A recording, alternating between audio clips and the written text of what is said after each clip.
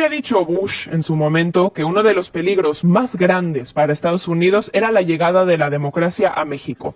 Ya se había abierto la ventana ya en los años 30 con la llegada de Lázaro Cárdenas a la presidencia, quien recibe a los refugiados de la Guerra Civil Española, establece los ejidos, cumpliendo el legado de Zapata de la tierra para el que la trabaja, nacionalizando el petróleo y expropiando los ferrocarriles. Lo intentan evitar con grupos de extrema derecha como el Yunque, que después se convertiría en el partido, el PAN, y eventualmente con la amenaza directa de una invasión estadounidense. Ahí Cárdenas acepta renunciar y otra vez un militar de derecha es puesto en el poder, Manuel Ávila Camacho, un instrumento del intervencionismo de Washington. La ventana se cierra por 78 años, pero el temor de Bush se consuma. Después de incontables masacres, sometimiento, fraudes electorales propios de una dictadura perfecta, el pueblo llega a la presidencia de México en 2018, de la mano de Andrés Manuel López Obrador, y llega en medio de un nuevo interregno. Así como la Revolución Cubana llegó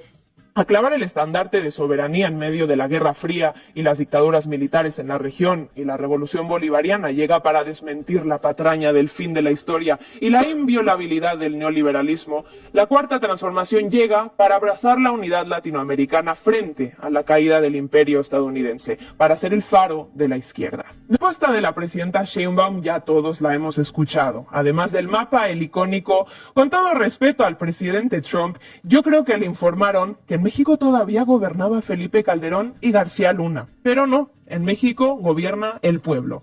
Un pueblo soberano y antiimperialista, le podríamos añadir con honor. ¿Pero qué hubiera significado que siguieran gobernando Calderón y García Luna? Pues fueron los condes de la guerra contra el narco, los titiriteros de las redes de secuestro y los testaferros del cártel de Sinaloa. De eso hemos hablado muchas veces.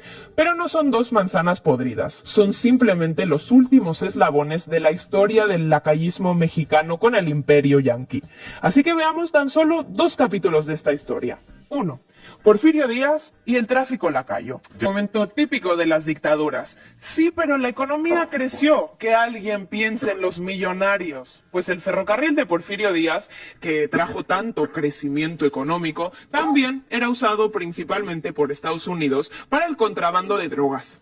Después de haber obligado a los campesinos mexicanos a plantar amapola para abastecer a los yanquis de morfina, desde la guerra de secesión y la guerra civil, volviendo adictos a sus soldados, ven que hay negocio, y entonces Porfirio Díaz construye la línea de ferrocarril de Sonora a Nogales, Arizona, para llegar hasta California, y así tener vara amplia para llevar morfina y sobre todo heroína a Estados Unidos. ¿Quién la comerciaba? ¿Quién comenzó todo? El gobierno estadounidense.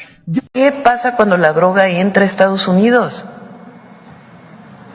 O sea, ¿cómo se vende el fentanilo en Estados Unidos, en las ciudades de Estados Unidos? ¿O allá no hay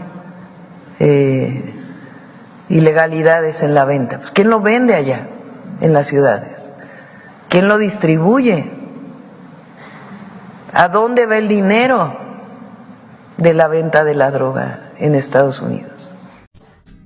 Historia número 2. Los Zetas de Gortari como brazo de contrainsurgencia. Salinas de Gortari da a luz al neoliberalismo en México. Aleluya. Libre empresa, libre mercado, también y especialmente para las drogas. Y qué mejor que traficar drogas a la par que reprimes movimientos sociales. Sin ser nada nuevo, los yanquis ya tenían la experiencia de los contras en Nicaragua, que fabricaron y utilizaron para tratar de derrocar al sandinismo y de pilón llevar cocaína a Estados Unidos en aviones del ejército estadounidense. Y en México crean a los Zetas. Ya habían creado al grupo de élite GAFE, Grupo Aeromóvil de Fuerzas Especiales, que habían entrenado en la Escuela de las Américas, es decir, la escuela predilecta de los dictadores de todas las dictaduras militares en América Latina, en técnicas de contrainsurgencia. Entonces, sus represores les añaden una labor más, el narcotráfico. Serían los famosos Zetas, que antes de volverse el cártel más temerario del país, tienen como primera labor reprimir al recién surgido EZLN. Así que con estos